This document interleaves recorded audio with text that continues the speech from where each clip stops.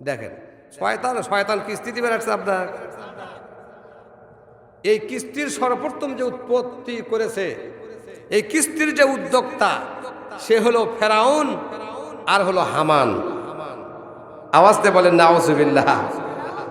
ফেরাউন কি জান্নাতি না জাহান্নামী? হামান কি জাহান্নামী না জান্নাতি? চিরস্থায়ী জাহান্নামী। ফেরাউন চিরস্থায়ী জাহান্নামী। আল্লাহ পাক ফেরাউনকে দৃষ্টান্ত করে ওই মিশরের পিরামিডে সুটকি বানায় রাখেছে, কিয়ামত পর্যন্ত তার দেহকে আল্লাহ হেফাজত করেছে। মানুষকে দেখানোর জন্য নয়, ফেরাউনের জীবন থেকে শিক্ষা নেওয়ার জন্য। আওয়াজ দিয়ে বলেন ঠিক না ব্যাঠে? আমরা তো মোবাইলে, ইউটিউবে, ফেসবুকে ফেরাউনকে দেখে হাসি, কেউ কে বল ক্যাঙ্কা হচ্ছে, দেখতো কেমন হয়, এরকম উপহাস করে কি করে না? ফেরাউনের জীবন থেকে, হামানের জীবন থেকে শিক্ষা নিতে হবে। এই কিস্তির টাকা যারা নিয়েছেন তারা ফেরাউনের অংশীদার। এই কিস্তির টাকা যারা দেয় তারা ফেরাউনের গোষ্ঠী। কিস্তি যারা নেয় তারা হামানের গোষ্ঠী। কোরআন এটাকে প্রমাণ করে দিয়েছে, বলুন নাউজুবিল্লাহ। ওদিকে যাই না, হুজুর কিস্তির ওয়াজ করা দেন, আপনি নিয়ে চেটি। কিস্তি সবারই আছে, থাক, আপনারা কিস্তিলে থাকেন, আমি আমার আলোচনা করি। ওই দুর্গন্ধযুক্ত গরম টকবগে পানি, দুর্গন্ধযুক্ত টকবগে পুঁজের সাগরে যে লোকটা হাবুডুবু করছে, ওই সাগরের মাঝখান থেকে তারা সাঁতরায়া সাঁতরায়া সাগরের কিনারে আসতে চায়। মুগুরধারী, লোহার লাঠিধারী একজন ফেরেশতা ওই সাগরের ভিতর থেকে হাফসায়া কষ্ট করে সাগরের ধারে যখন আসে, মাথার ওপর গুজ্জ মেরে দেয়, পাথর মেরে দিয়ে মাথাটা থেতলায়া দেয়। ওই জাহান্নামী চিৎকার করে সাগরের ভেতরে বলে, আল্লাহ গো, একটু আমাদের প্রতি রহম করো, তুমি কি আমাদের চোখে দেখো না? চিৎকার করতে থাকবে, আল্লাহ এত কষ্ট, তুমি কি চোখে দেখো না?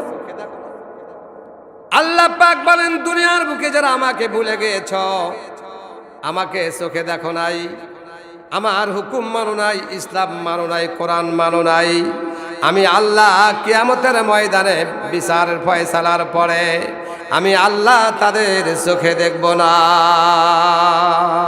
আওয়াজতে বলেন নাউজুবিল্লাহ। ওই সাগরের ভিতরে যারা হাবুডুবু করতেছে তারা হলো সুদখোর। আওয়াজতে বলেন কি খোর? আপনারা বোধহয় সুদে আছেন, আবহাওয়া তো ভালো মনে হয় না। আওয়াজতে বলেন কি খোর? সুদখোরেরা ওই রক্তের সাগরের ভেতরে হাবুডুবু করতে থাকবে। জিবরাইল বলে, ও নবী, ও মুহাম্মদ সাল্লাল্লাহু আলাইহি ওয়াসাল্লাম, আর একটু দূরে আপনি আসেন।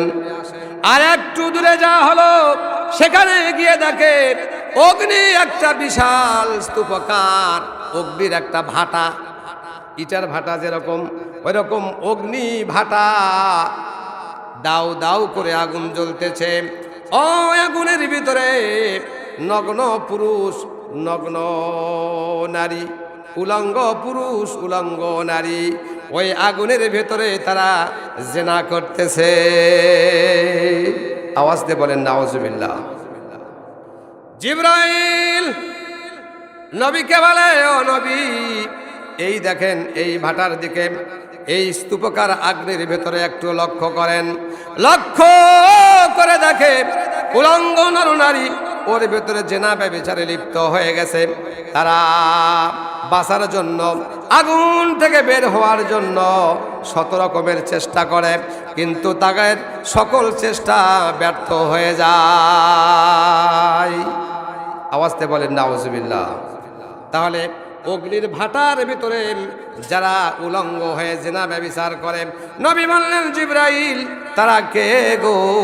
এই সকল ব্যক্তি কারা?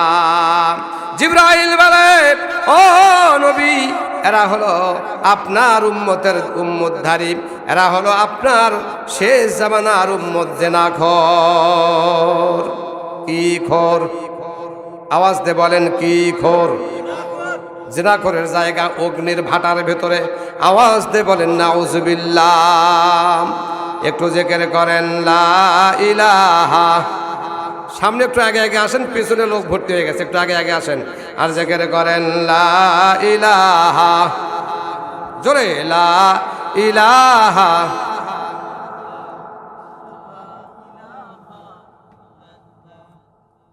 লা ইলাহা।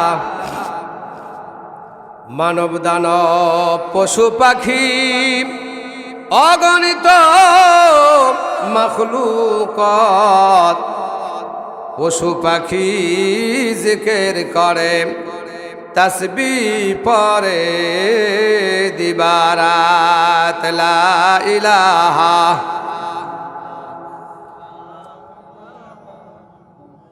লা ইলাহা। আওয়াজ দিয়ে বলেন লা ইলাহা।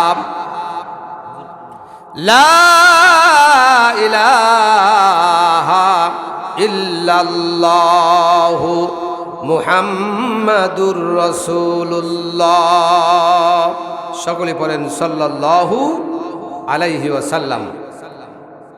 আল্লাহ পাকের নবী বললেন জিবরাইল, এরা কে গো? জিবরাইল বললেন এরা হলো জিনাখোর বান্দা, এরা হলো জিনাখোর নরনারী, আপনার উম্মতের অন্তর্ভুক্ত। এবার জিবরাইল বললেন নবী গো আর একটি দূরে চলেন। আরো কিছু দূর পথ যাওয়া হলো। কিছু দূর পথ যাওয়ার পরে দেখেন বিশাল অগ্নির সাগর, কেউ লিখেছেন বরফের সাগর। ওই বরফের সাগরের ভেতরে কিছু মানুষকে ছেড়ে দেওয়া হয়েছে। ওই মানুষেরা বরফ এক মুহূর্তের মধ্যে বান্দাকে একেবারে সোজা বানায়া দেয়, একেবারে কাতর বানায়া দেয়। আর তারা ওই বরফের নদী থেকে বের হওয়ার জন্য বারবার তারা চেষ্টা করে, কিন্তু তাদের মাথা বরফের ভেতর থেকে উঠাইতে পারে না। নবী আমার গভীরভাবে দেখলেন এই বরফের নদী থেকে তারা কেন বের হতে পারছে না, কারণটা কি? নবী বিশেষভাবে পর্যবেক্ষণ করে দেখে তাদের গলার মধ্যে শেকল লাগানো হয়েছে। আওয়াজতে বলেন নাউযুবিল্লাহি মিন জালিক। গলার ভিতরে শিকল লাগানো। নবী বললেন জিবরাইল, বরফের সাগরের মধ্যে তারা আযাবে গ্রেফতার। ফেরেশতা তাদের লাঠি দিয়া হাতুড়ি দিয়া পেটে, কিন্তু তারা ওঠার জন্য শত চেষ্টা করে, বরফের নদী থেকে বের হওয়ার জন্য চেষ্টা করে, কিন্তু তাদের গলার ভেতরে শিকল দেখা যায়। কারণটা কি?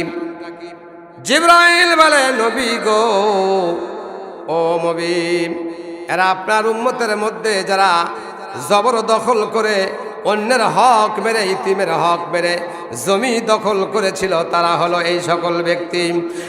এক বিঘত পরিমাণ, এক মুষ্টি মাটি যদি কেউ অন্যায়ভাবে গ্রাস করে থাকেন, কিয়ামতের ময়দানে এই সমস্ত জমিনটা আপনার গলার সাথে আল্লাহ পাক লটকায়া দিবেন। একটু আওয়াজ দিয়ে পড়েন নাউযুবিল্লাহ। আলোচনা শেষ করবো নাকি? জমিন, পুরা জমিন গলার সাথে শেকল দিয়া লটকায়া দিবেন। আপনাকে যদি এক ভ্যান মাটি গলার সাথে লটকায়া দেওয়া হয়, আপনি উঠতে পারবেন না। আল্লাহ পাকের নবী বলেন, জিবরাইল বলল এই পুরা জমিনটা ওই জবরদখলকারী, অন্যায়কারী, ইতিমের হক নষ্টকারী, ওই সকল ব্যক্তি যারা জবরদখল করে, জমি দখল করে দুনিয়ার বুকে বড় লোক সেজেছে, দুনিয়ার বুকে ধনী সেজেছে। আল্লাহ পাকের নবী বলেন কাল কিয়ামতের মহা আদালতে ওই সকল ব্যক্তিকে আসমান জমিন সব তার গলার সাথে লটকায়া দেওয়া হবে।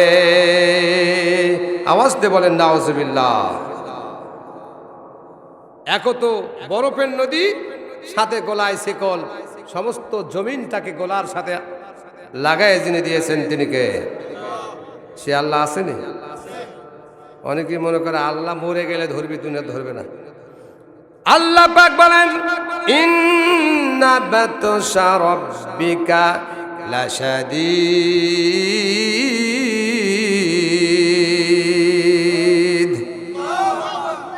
ইন্না বাতশা রাব্বিকা লাশাদীদ। আল্লাহ যখন ধরবে সহজভাবে ধরবে না, কঠিন ভাবে ধরবে, পালানোর মতো কোনো সুযোগ পাবে না। কথা বলেন ঠিক না বেটে? শতবার বাঁচাইতে চাইলেও তোমাকে কেউ বাঁচাইতে পারবে না। সুতরাং আল্লাহর জমিনে বিদ্রোহী ঘোষণা করে ইসলামের বিপক্ষে থেকে, কোরআনের বিপক্ষে থেকে আল্লাহর জমিনে তাদের জায়গা হবে না। সাবধান হয়ে যাও, হুঁশ থাকতে কোরআনের পক্ষে থাকো, ইসলামের পক্ষে থাকো, নবীর পক্ষে থাকো, জান্নাতের পক্ষে থাকো। কারা কারা জান্নাতের পক্ষে থাকতে চায় হাত তুলে আল্লাহকে দেখায়।